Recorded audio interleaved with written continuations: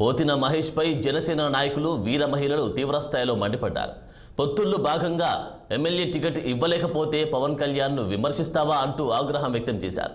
పోతిన మహేష్ మీరు వ్యక్తిగత విమర్శలు మానుకోండి, మీకు ఇష్టం ఉంటే వేరే పార్టీకి వెళ్ళండి, కానీ వ్యక్తిగత విమర్శలు మాత్రం చేయకండి వ్యాఖ్యానించారు.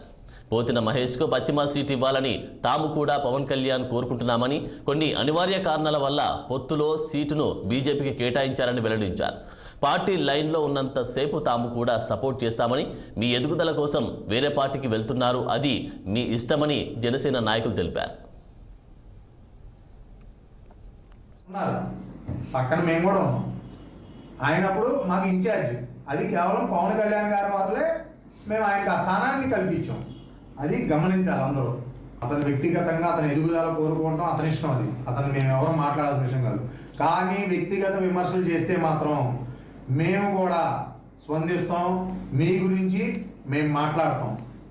దయచేసి అర్థం చేసుకోండి.